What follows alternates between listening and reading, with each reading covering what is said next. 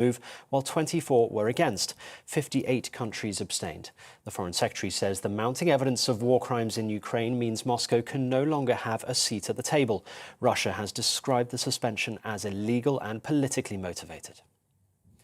Meanwhile, NATO members have agreed to supply new and heavier weapons to Ukraine. Kyiv says it needs immediate reinforcement against Russia or it will be too late. NATO Secretary-General Jens Stoltenberg has confirmed that a wide range of weapons are being sent to the country.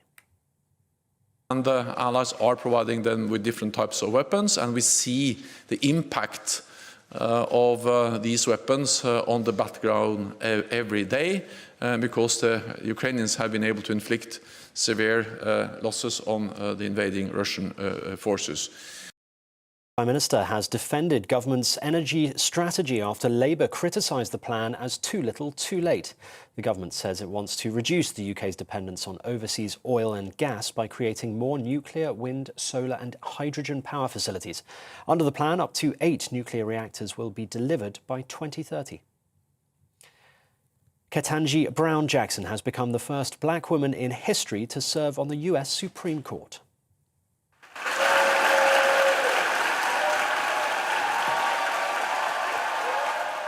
Her appointment fulfills President Joe Biden's campaign promise to ensure the federal judiciary has a broader range of backgrounds. The Senate vote to confirm the 51-year-old judge was 53 to 47. A gunman has killed at least 2 people in an attack at a bar in Tel Aviv in Israel.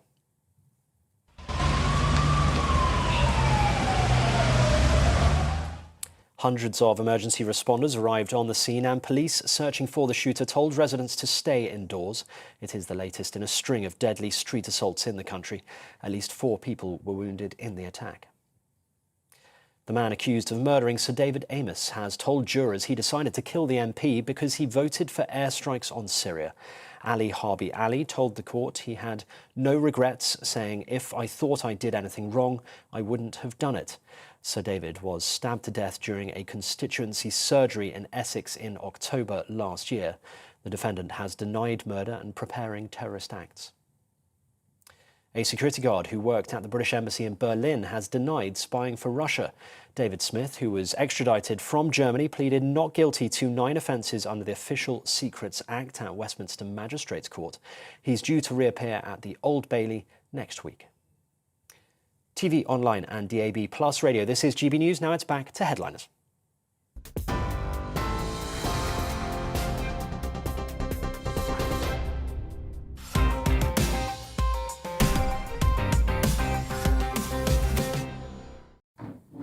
Hello and welcome to Headliners. I'm Stephen Allen, and tonight's reviewing the papers we have news hound Sajila Kershi and information Labrador Andrew Doyle. How are you doing? Actually, I was thinking, you've just spent a long while going through the newspapers. Do you miss the days when newspapers used to have free CDs on the front? Oh, yeah, or any kind of free gifts on the front. You just don't get them anymore. I just remember the comics and the magazines having freebies. No, sometimes the tabloids used to, but I remember the Beano used to have things like a sherbet fountain every now and then. That's what I want to go back to those days. You know? Sherbet fountain. It would make me read newspapers more. Yeah, maybe we should have a separate part of the show where we review the freebies. Yeah, just coming up with ideas. Yeah. But let's get into the front pages, and we will start with the Daily Mail. Javid, NHS must protect wards for women only, is their main headline. They also have a picture with this story, pressure on Sunak as it emerges wife chose to be a non-dom. We'll be talking more about that in today's show. Moving on to the Daily Telegraph. Sunak allies claim number 10 is undermining Chancellor, so it was their fault that she decided to be non-dom. Moving on to the front page of the Independent, breathtaking hypocrisy of Sunak on tax status. Chancellor and wife urged to come clean on finances, but also that picture, city that paid grim price for resistance. To The Guardian, Sunak's wife may have avoided £20 million in UK tax. They've picked a picture that certainly doesn't make it look like they are struggling for money. Also on the front page, limit waist size to half your height, Britain's told, which means I need to get taller. Front page of the Financial Times. Rusal becomes first Russian group to call for Bucha war crime inquiry. Moving on to the front page of the Times. Sunak fears revelations over wife are hit job. Also going with the story that Kyiv begins to bloom again after Russian withdrawal. And that story at Britain's urge to grab tape measure in battle against obesity. Tape measures lie, trust me. Front page of The Sun, Rishi, lay off my missus, who's almost going the full Will Smith on that particular story. And then to the Daily Star. Plea over crisp panic, pack it in. Shoppers strip shelves ahead of recipe change, and they tell us that apparently people are so upset with the idea of recipe changing, they're eating all the crisps. And those were your headlines.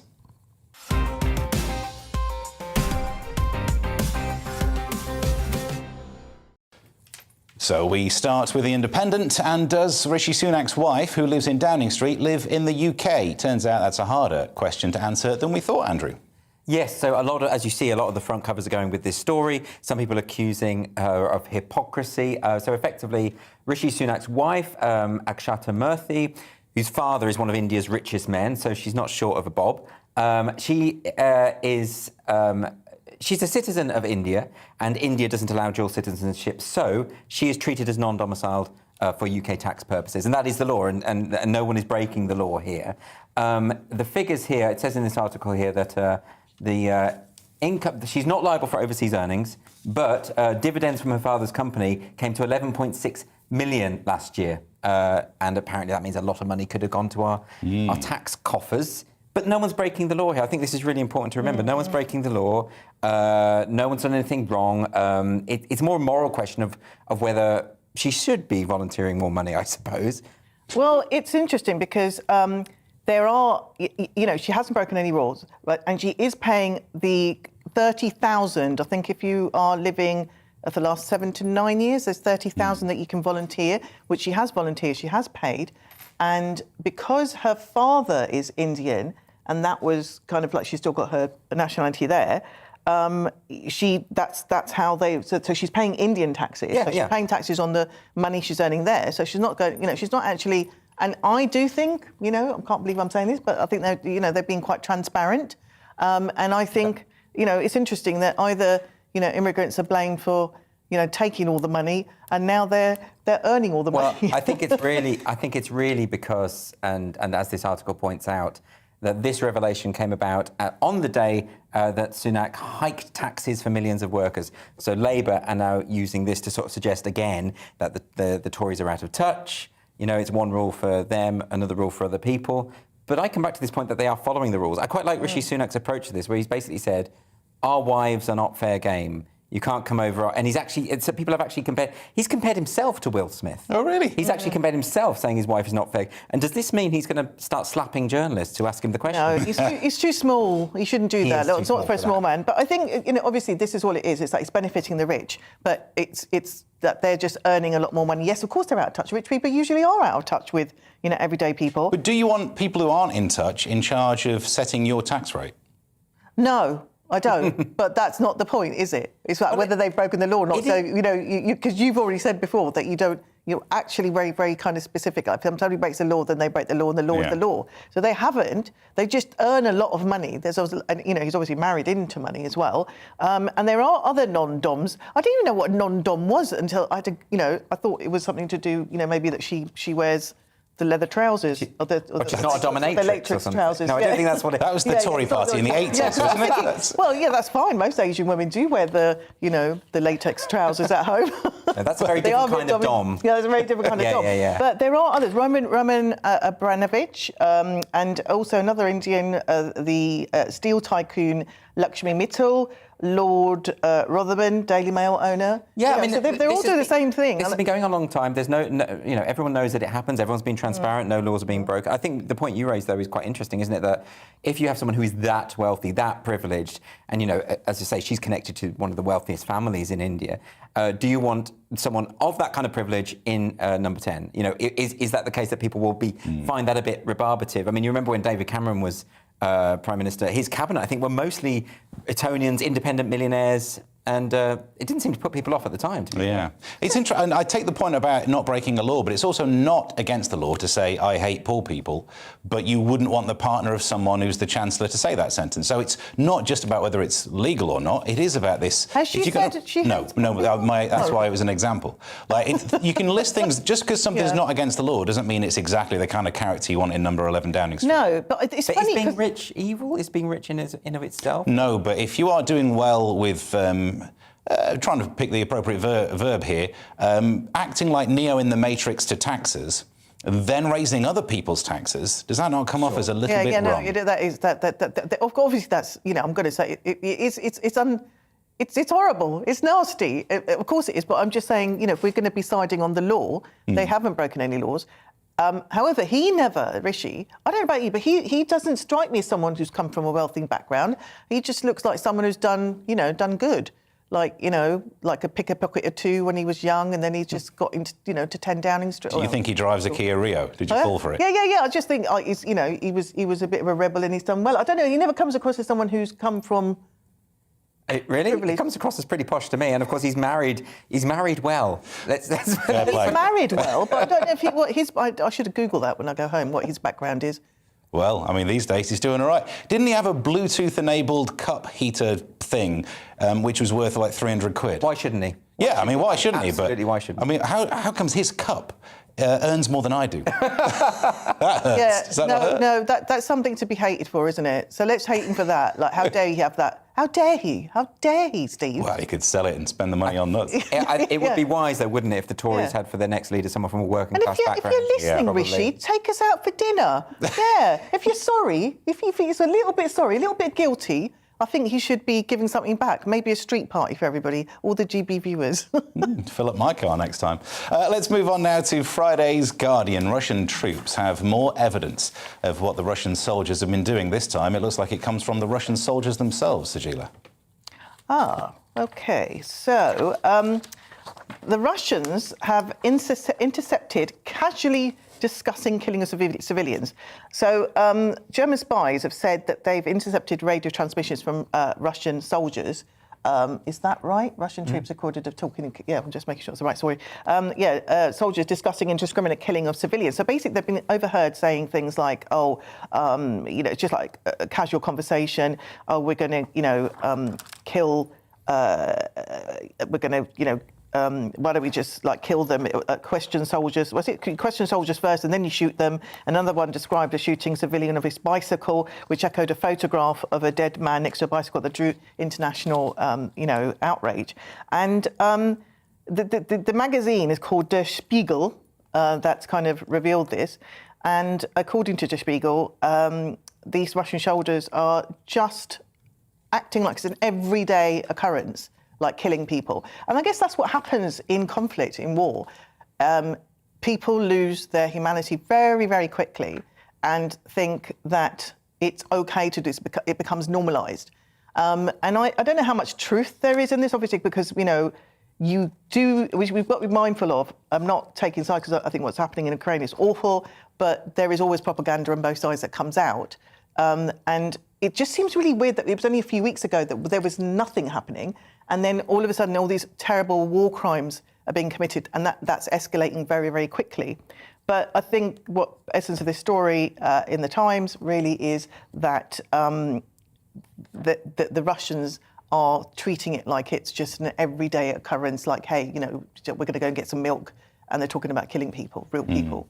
Is that the bit that strikes you as chilling as well? I mean, there are two sides of it. The axe and the way in which apparently it's spoken about really sends that shiver up the spine. You do. I mean, this happens in every war. As Sajila was saying, and I remember in the Iraq War, there were similar things, recordings of soldiers being very flippant about the atrocities that they committed. It is something... Well, there's a number of reasons for that. I mean, partly because if you are of a sort of a psychopathic bent, the army is a good place for you to legitimise your behaviour. And there's always a few, and I'm not having a go at the armed forces, but there's always a few who will use that in order to behave in that way. And as you say, war does things to people. They begin to dehumanise others.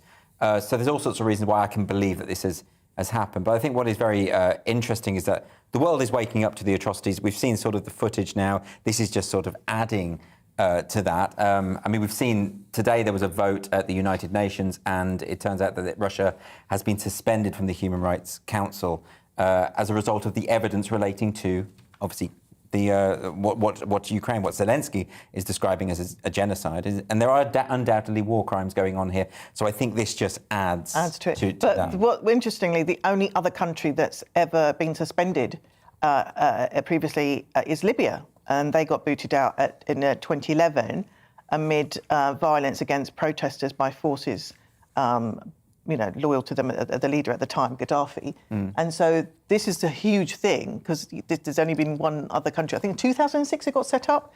So it's just being suspended from the Human Rights Council is not a small thing. Does it not make sense, though, that you can't be on a Human Rights Council if you are involved in war crimes? Well, the thing is, 93 voters voted in favour, 24 against, and one of them was China, who obviously are allies of Moscow, Iran, Kazakhstan, and even Russia themselves, right? So that's interesting. And 58 abstained, which include Brazil, India, Mexico, and Senegal. They basically just want to urge more kind of like diplomacy. Although there is also, if you look at that, I know this might be unkind, but that voting pattern is reminiscent of the Eurovision.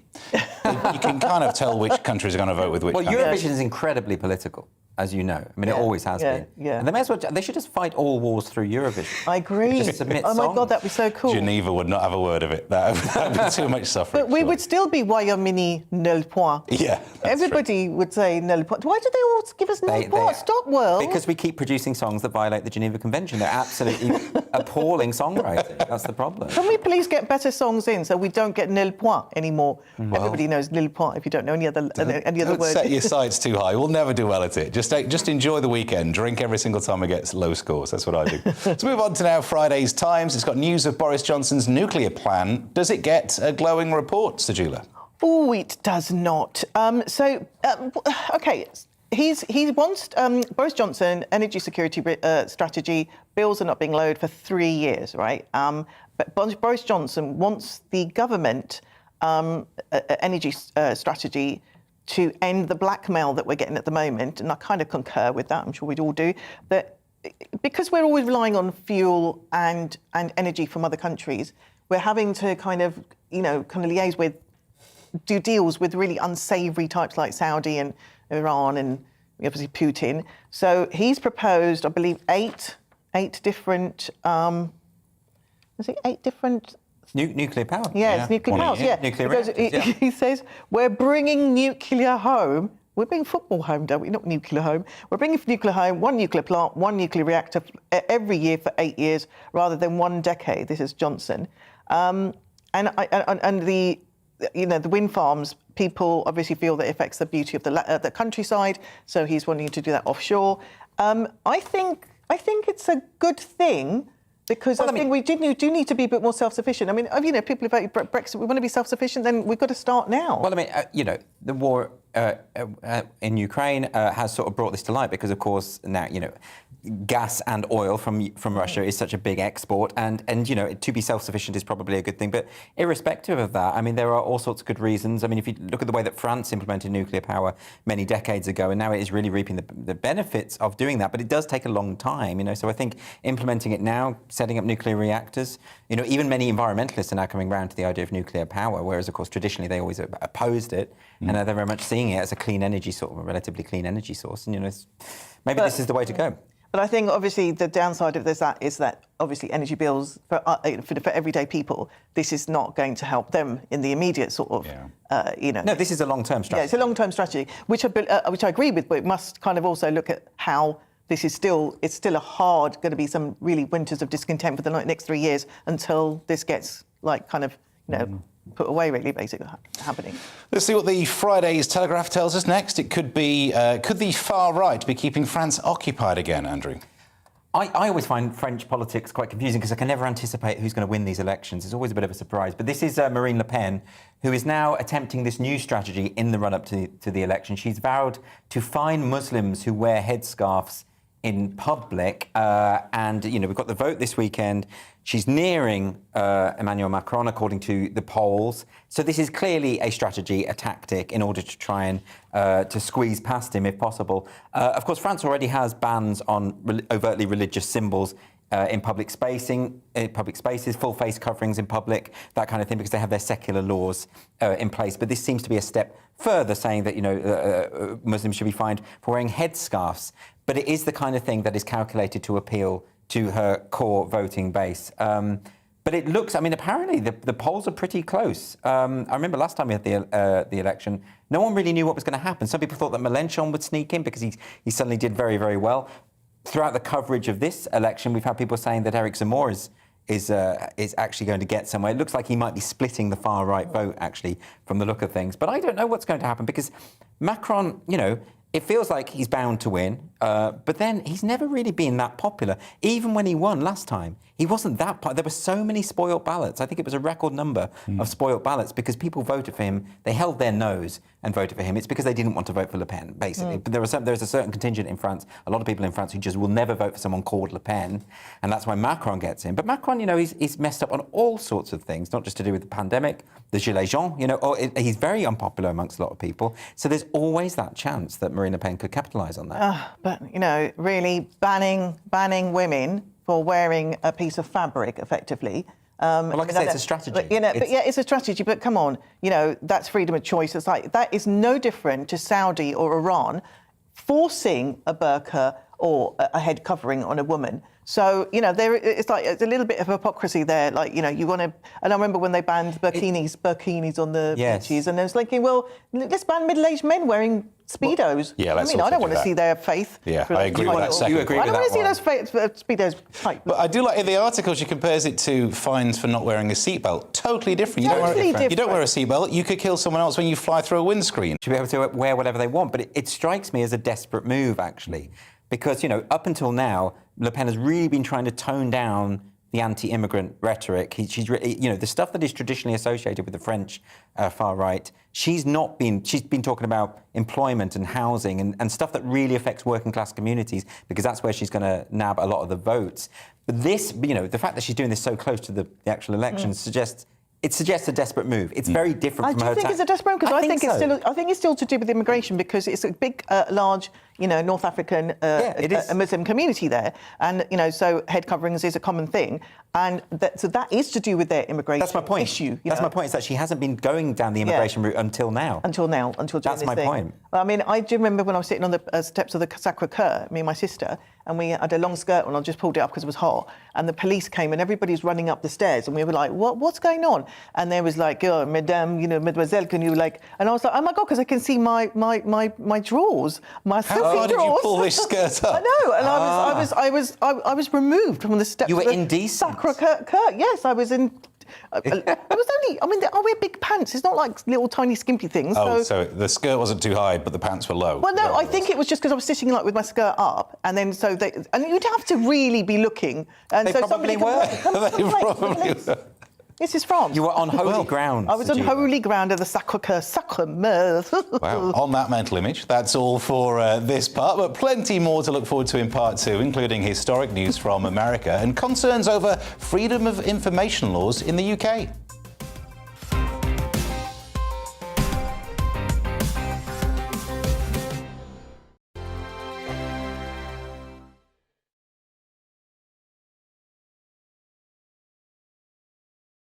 Europe is in the grip of the most devastating humanitarian crisis since World War II. The people of Ukraine are facing unimaginable suffering as their homes are destroyed and their loved ones are killed. Millions of people are being forced to flee for their lives, carrying only their children, their pets, and the clothes on their back. The pain, loss and destruction grows by the day. The people of Ukraine urgently need our help. Already a vast humanitarian operation is underway. Britain's Disasters Emergency Committee, or DEC, brings together 15 leading aid charities to respond to overseas disasters quickly and efficiently. These charities include the British Red Cross, CARE, Oxfam, Save the Children and World Vision. Their teams are working on the ground in Ukraine and neighbouring countries to bring vital aid to those who need it most. If you can spare it, your gift to the DEC's humanitarian appeal will go a really long way. £10 provides essential hygiene supplies for a person for a month. £50 provides blankets for 4 families. £100 provides emergency food for 2 families per month. It's easy to give. You can donate online at dec.org.uk or call the 24-hour donation line on 0370 60 60 900. If you prefer to send a cheque, please post it to the Ukraine Humanitarian Appeal, PO Box 999, London, EC 3A 3AA. To give £10 on your mobile, simply text the word crisis to 70150. Standard network charges apply for calls and you must be 16 or over. Texts are charged at the standard network rate and your £10 donation will be added to your bill. 100% of your donation goes directly to the DEC to save lives and deliver critical support where it's needed.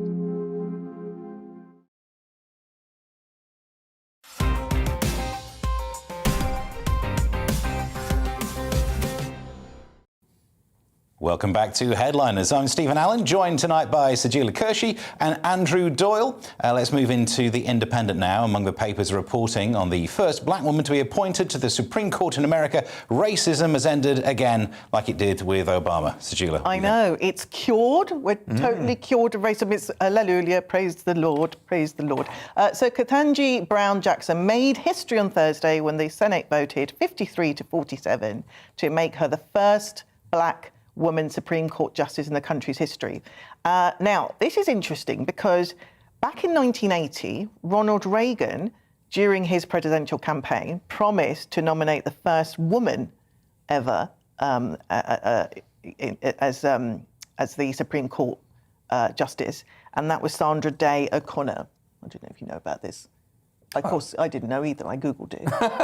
We're all too young to remember the 80s, let's Google pretend G that. is an amazing source of information. And Biden did the same thing with his presidential campaign, and he promised that he would nominate the first black woman. And there we are. We've got the first one. And I think this is fantastic news. Vice President Kamala Harris herself, historic, first as the first black in Asian. They got 2 for 1 of that one, didn't they? 2 for 1, half Asian, half black. Come on, it's covering all the boxes. And disabled and lesbian. She would have got all of them. But basically she was there to kind of hand over preside the confirmation vote.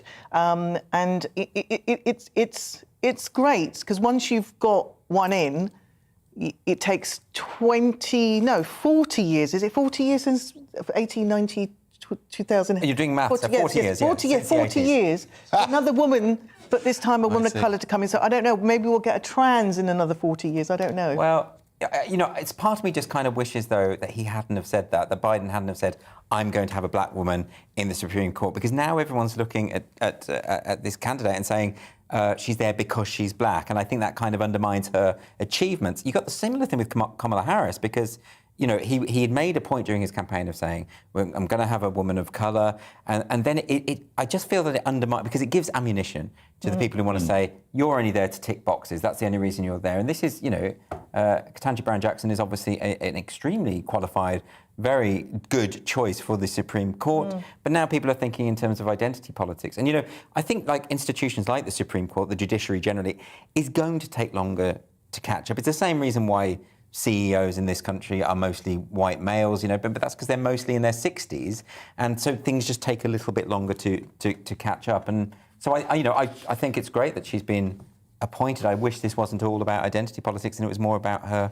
The reason why she's been appointed, which is that she's right for the job. Well, as a woman of colour, and having been nominated by all women of colour to come and speak for them on this show, that is a joke, by the way. People take things literally. Yeah, you're going to get some tweets. Yeah, I know. It's like, who does she think she's talking for? Talking for me? Well, I do think it's actually harder if you are then suspect that you've only been there for tick a box. It actually makes your job harder. Yes, it does. You have to work twice as hard. I work 3 times harder than the boys here, can I just say? Yeah. Just to prove my worth. It's true.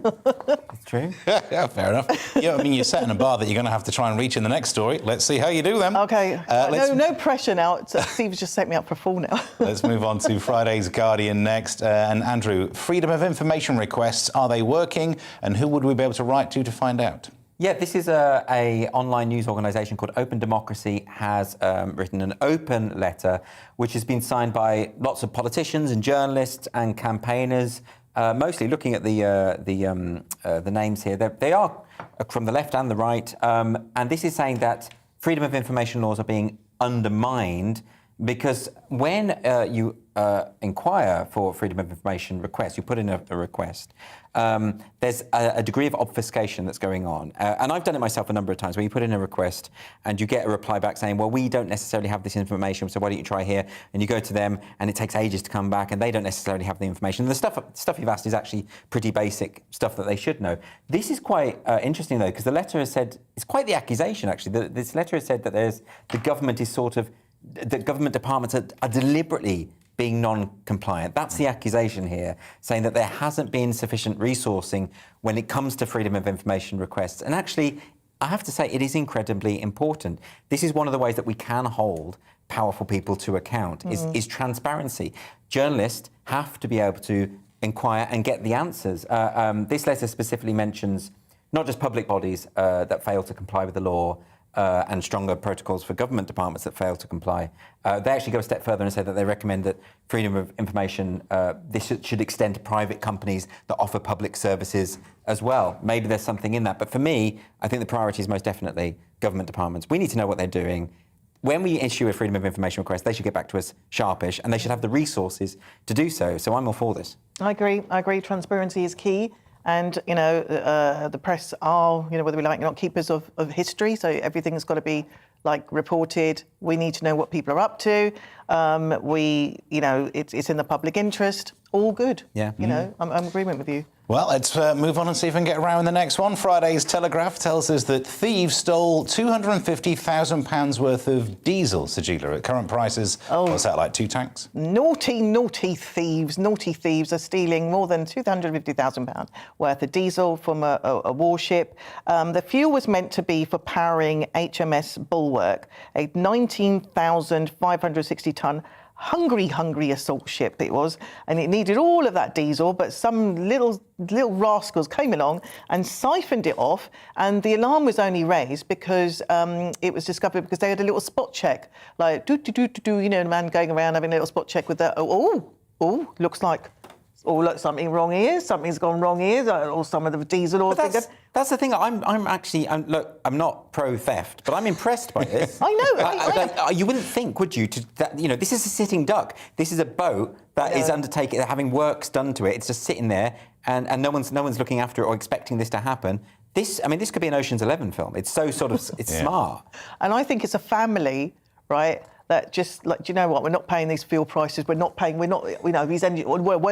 taking what's rightfully ours, and they've probably got a whole family coming in, and every day they're siphoning a little bit off, It's a massive heist. It's awesome. I know, but I've walked away with the odd bit of copy of paper and maybe the odd small pen from a betting shop, but you got a bit of brass neck to nick from those people. You know what I mean? 19,650. It's so brazen. Maybe I just feel that I think it's an absolutely terrible thing to do, but then part of me also thinks, imagine the kahunas to do that. The only thing I ever stole was a walnut whip, and I got caught, and I was forced to go to the newsagents and confess my crime. And so ever since then, I've never dabbled in anything like this. But it feels like a movie. You would have to nick a lot of walnut whips to get up to that level of money. You won't do it. No, it's not good for you. It was only one. Yeah, your blood sugar levels, not worth it. Friday's Guardian now, and is this actual proof that money can't buy you happiness, Andrew? Yeah, so this is a new study, and it's going to be published by the Cambridge Journal of Education today, actually, it's been published. Now, this idea is that state school pupils are just as happy as private school pupils. So that's the finding of this. This is the UCL research, University College London. It says there's few differences in mental health or life satisfaction among these two groups of teenagers. But teenagers are never satisfied with life, are they? So you wouldn't expect that. But this is kind of interesting because they assume that the people who commissioned the report and the people who undertook the research assumed that because of the advantages that people have when they go to private school, they have smaller class sizes, they have more money thrown at them, they get, the teachers monitor their every move, which means that they get better grades. All of this would lead to greater satisfaction. Turns out teenagers don't care either way. Because I mean, the plus side of being at a state, if I think of my school, going to a state school is quite good sometimes, or the sort of school that I went to, because we could get away with doing no homework at all, and the teachers didn't really care, you know, because they weren't being paid. You didn't go away with that walnut whip? No, well, but that was I was only 4 years old when that happened. OK. You thought like I was 17 when I did that. Hungry 17-year-old. Absolutely Well, not. my son went to a state school. I went to a state school, and my sister's little girls, they're in private school. Are they happier? I'll be honest. They seem happier than my son ever was, and I was pretty miserable. That because of the school? So I don't know. I think, and you know, they have piano lessons, everything. All the things that I kind of would have struggled to get for my son.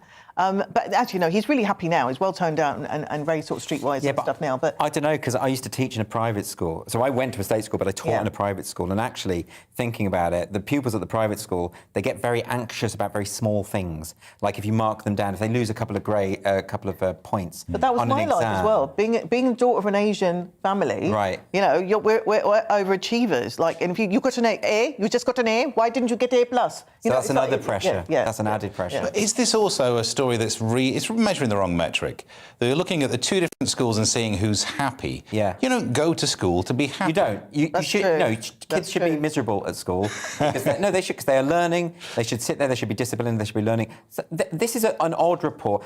What is particularly odd about this report, though, I did find in the article, it says that after responses were adjusted to exclude the effect of advantages such as higher income, house ownership and better exam results, there were no differences in satisfaction levels. So in other words, if we ignore all the things that make people happier, there's no evidence that people are happier. So it's a weird kind of metric. So basically, people are just wasting their money to send their kids to private school. They're not, though, are they? Because Suckers! they clearly get...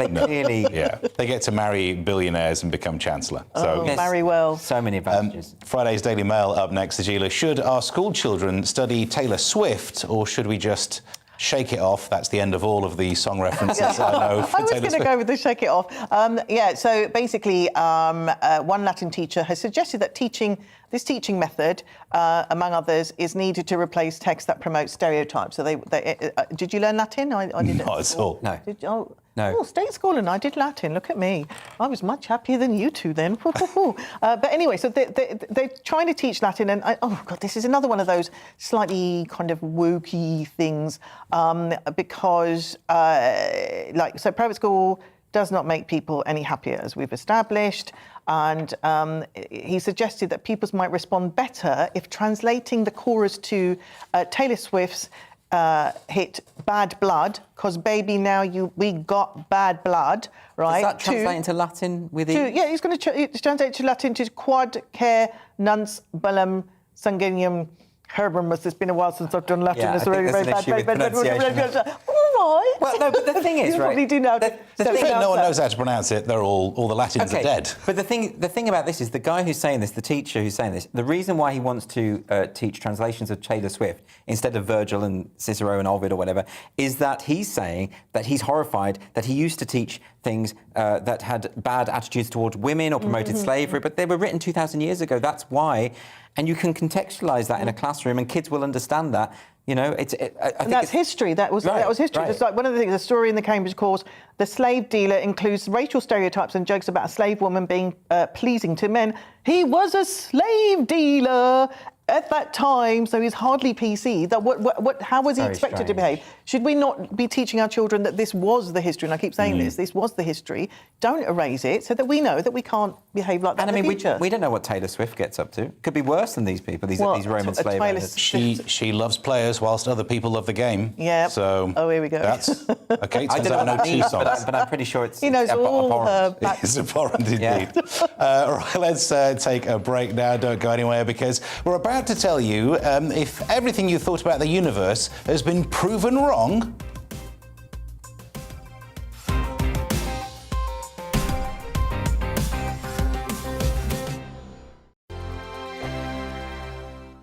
Europe is in the grip of the most devastating humanitarian crisis since World War II. The people of Ukraine are facing unimaginable suffering as their homes are destroyed and their loved ones are killed. Millions of people are being forced to flee for their lives, carrying only their children, their pets, and the clothes on their back. The pain, loss, and destruction grows by the day. The people of Ukraine urgently need our help. Already a vast humanitarian operation is underway. Britain's Disasters Emergency Committee, or DEC, brings together 15 leading aid charities to respond to overseas disasters quickly and efficiently. These charities include the British Red Cross, CARE, Oxfam, Save the Children and World Vision. Their teams are working on the ground in Ukraine and neighbouring countries to bring vital aid to those who need it most. If you can spare it, your gift to the DEC's humanitarian appeal will go a really long way. £10 provides essential hygiene supplies for a person for a month. £50 provides blankets for 4 families. £100 provides emergency food for 2 families per month. It's easy to give. You can donate online at dec.org.uk or call the 24-hour donation line on 0370 60 60 900. If you prefer to send a cheque, please post it to the Ukraine Humanitarian Appeal, PO Box 999, London, EC 3A 3AA.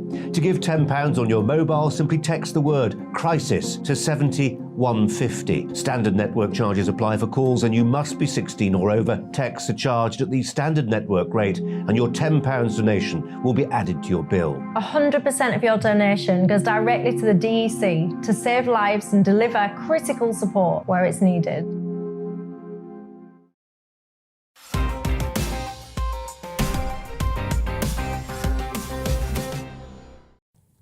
Welcome back to Headliners with me, Stephen Allen, Sajila Kershi and Andrew Doyle are going through the papers, and we turn now to Friday's Guardian. It says that some companies have been mixing up headphone reviews and cuddly toy reviews. I need to know about this because I am in the market for a lot of cuddly toys. I'm worried. Yeah, so apparently when you look on Amazon, and you see the star reviews and the ratings, Which magazine has said a number of these items are doing this thing called merging of reviews in terms of items that are related to other items.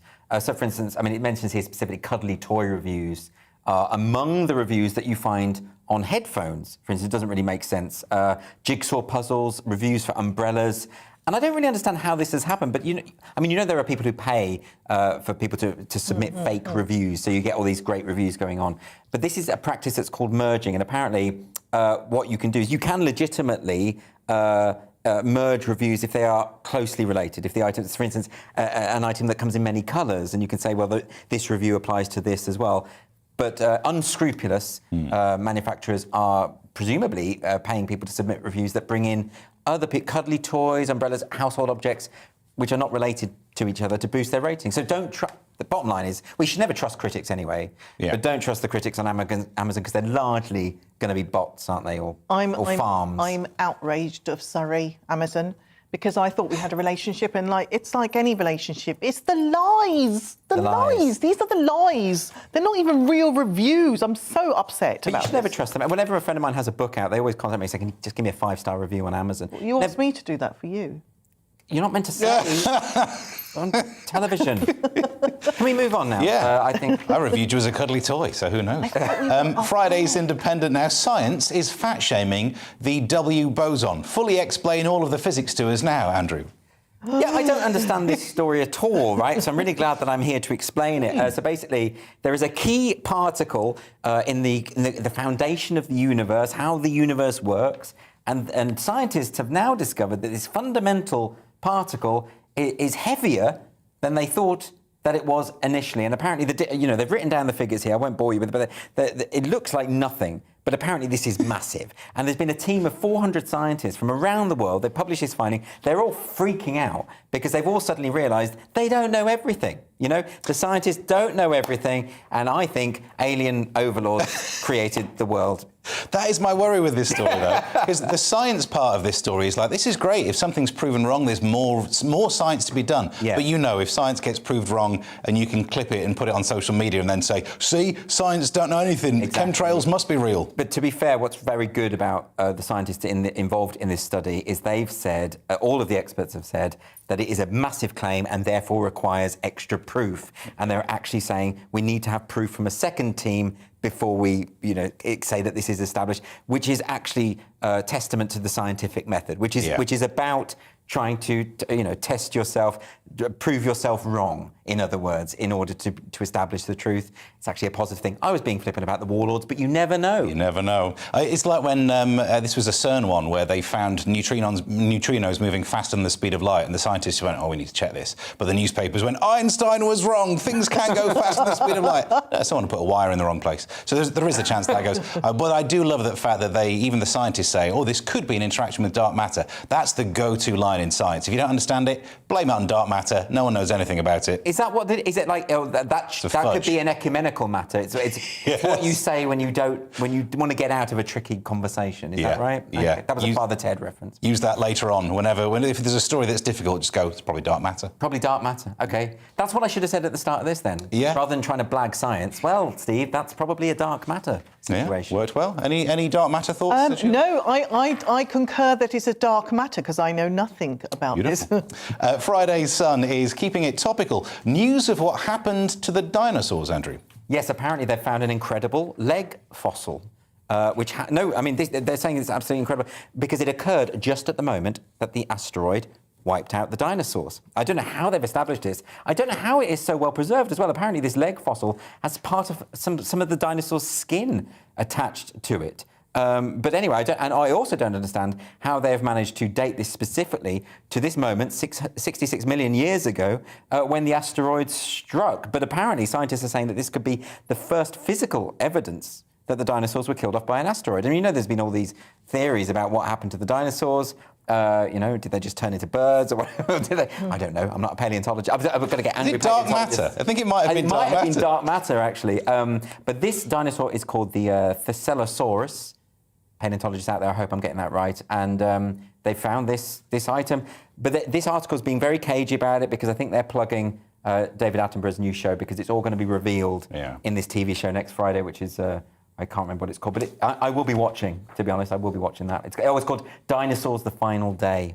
So, Julie, do you feel sorry for this dinosaur? All it's going to be remembered for is having its leg blown off by an asteroid. I know. But was it an asteroid? Because it might have been another dinosaur that ate the rest of it and just left a leg. Do you know what I mean? Like a Henry VIII version of a dinosaur that just threw the legs behind it. I think you should let David Attenborough know, because it might be a theory he hasn't considered. Oh, I think you should. But also, can I just ask around the dark matter? Fossil is like a dinosaur fossil, right? And then you get fossil fuel. So is that like the dark matter decomposition of dinosaurs that we put into... Yes, it's a way to store energy in the carbon box. And when we frack, that is an earth fart made from, like, old dinosaur decomposed... This is the kind of expertise that we put out there on headlines. This is what you're here for. Wait till that. It was a little lightheartedness, people. While people write their complaints then, to the Telegraph, women go to Italy if you would like to be sexualised. Is this really shocking news, Andrew? No, not really. I mean, anyone who's been to Italy regularly will know that there is, Italian men have a certain way of interacting with women, I would suggest. But this is a restaurant in Venice. They have a tradition in Italian, some Italian restaurants, particularly the more traditional types, of giving a menu to the man with the prices on and what they call a blind menu to the woman, so she cannot see how much the man is paying for her meal. The assumption behind this, of course, is that the man is going to pay. So it's one of those sort of old-fashioned things. But, of course, when it collides with sort of a modern-day person from a different culture, and this is an Australian influencer called Abby Chatfield, like a sort of online person, and she's posted on Instagram saying, only men get a menu with prices, patriarchy, in big, bold letters. No, this is just an old-fashioned Italian restaurant. That's all it is. A bit of a non-story, to be honest. But and there's no such thing as a free lunch. But in this occasion, if the man earns more, as a feminist, as a man earns more, then I'm quite happy for him to pay, and I shouldn't feel guilty about how much he's paid, so keep the prices off. Why does your feminist status impact the rest of that sentence? Sorry? Why does your feminist status impact the rest of that sentence? Because I want to say that I will pay for my own meal if we earn on the same money, if we earn the same money. But if you're earning more than me, cut me some slack. But I ain't putting out at the end of it. You work 3 times more than the rest of us, so I guess you're earning more. I am not earning 3 times. I'm earning 3 times less because that's how it works. Is that right? But I think if we went to that restaurant, I would want you to have a copy of the prices. So actually, now I'm worried that you just order the expensive things. No. But men, what they do is they itemise, and I've got a couple of friends who've had boyfriends like this, itemise what they've spent on their partners, and so this stops them from doing that. It's just like, whatever the menu is, you're going to pay, and you're not going to be.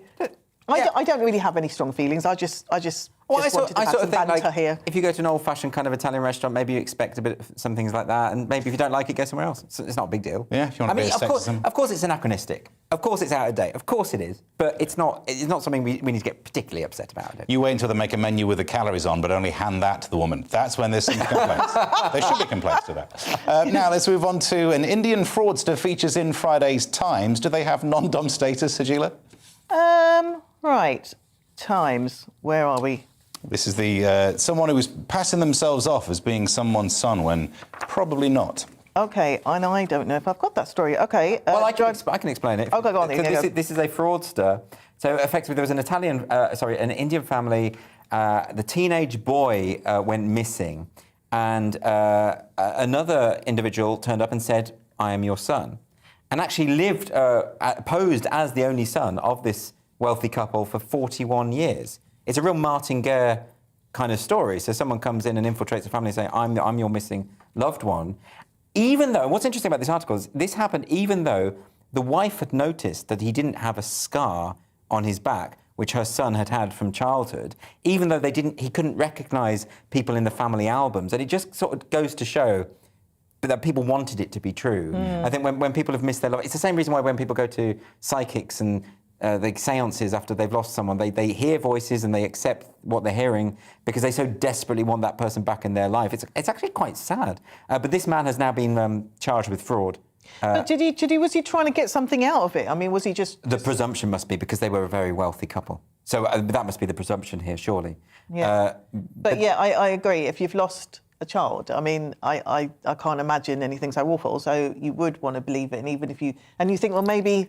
Even if you're feeling love for this individual, that you would want to embrace that. Isn't there like a film around this? Was it Lion or something? Lion where... No, but this is an old like the Martin Gare story that happened back in 16th century France. There was this peasant family where someone had gone away, left the wife and children, and then another person came back and infiltrated the family, was eventually hanged for being an imposter. And there's been loads of films and musicals and various adaptations of that because it is a fascinating idea. You know, the idea that you can come back in and assume someone else's role within a family unit.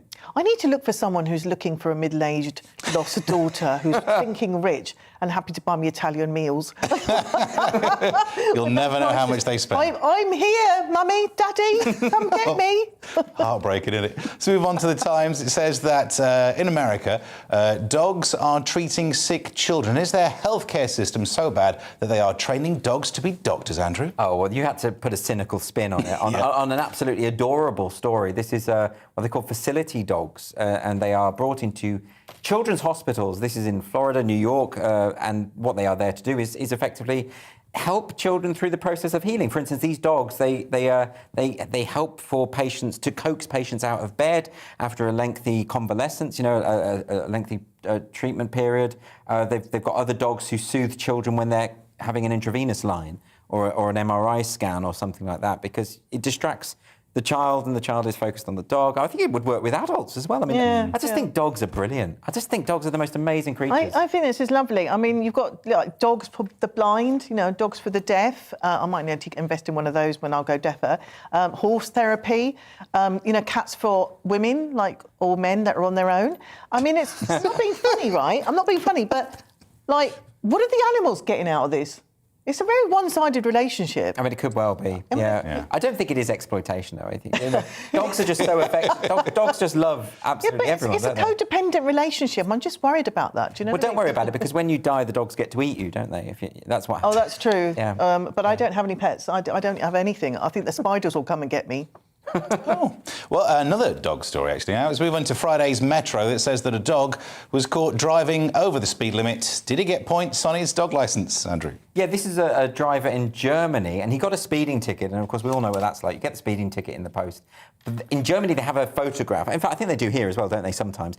There's a photograph that was taken just at the moment when the car was speeding, but at that precise moment, the owner's dog, this little beautiful white thing, there you can see the dog there, jumped up behind the wheel, concealing the driver, so it creates the illusion that the dog, in fact, broke the law. The dog was the one who was speeding and is the one that should pay the fine.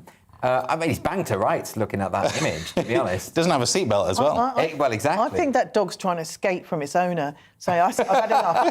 I'm out of here. By the way, I was just thinking of a dog called Fifi, but I just remembered my friend Fiona. Happy birthday, Fiona. I'm sorry, I've just used my brownie points to go and say happy birthday to my friend Fiona. What, because we mentioned a dog? Yeah, because Fifi. Oh, I see. I was going to say, it could potentially be offensive. Does Fifi drive? Fifi drives. OK.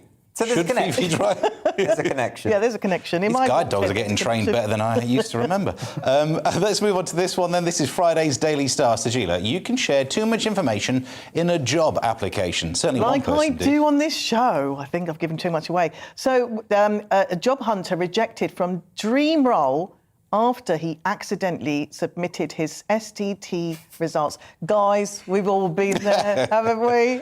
But how did he do it? So he just accidentally uploaded the STD results when he was meant to be putting his cover letter for his CV, right? I know. So basically, the way they've described it is a fumble from job hunter Jack Paul. Saw him accidentally open. What's this fumble? What was he fumbling? Uploaded the wrong file. You know. I know, it's the wrong... I can see why that could happen, but I mean, But I love that you said he hopes the blunder will destigmatise sexual health. No, he doesn't. Well, that's He's just ridiculous. mortified that he got caught out, and now he's got to style it out. Well, we always say things like clean driving licence on your job application. That's proving even more things are clean. Yeah, it improves moral integrity to your employer. You're not the sort of person who philanders. You know, fair enough. Do we know that it was... The results were in his favour? They were negative. Oh, yeah. I mean, maybe that could have been worse if they were. No, they were negative. But yeah, I'm with you. It's weird that he's trying to spin this as a kind of, I can destigmatise sexual health. No, you just messed up with your computer, mate. Yeah. Well, on that delightful image as well, that's all we have time for. Be careful if you're uploading things. That would be the advice from today. Thank you to my guests. You can join us tomorrow when Mark Dolan will be sitting in this seat doing the work and being joined by Diane Spencer and Nick Dixon. We will see you there as we go through the papers all over again.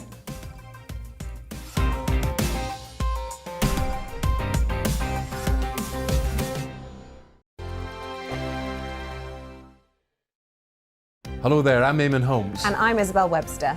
And we hope you can join us for Breakfast with Eamon. And Isabel. You make me laugh out loud, belly laugh. Is that important first thing in the morning? Yeah, absolutely. And there's me trying to be deadly serious.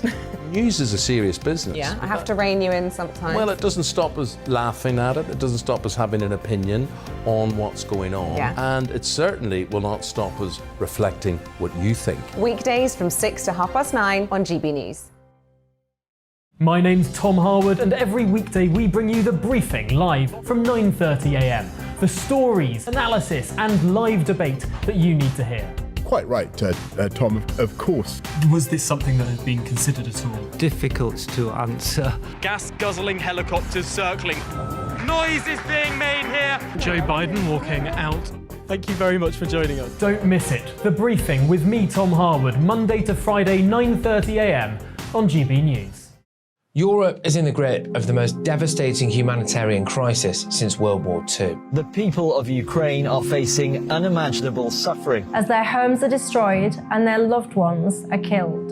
Millions of people are being forced to flee for their lives, carrying only their children, their pets, and the clothes on their back.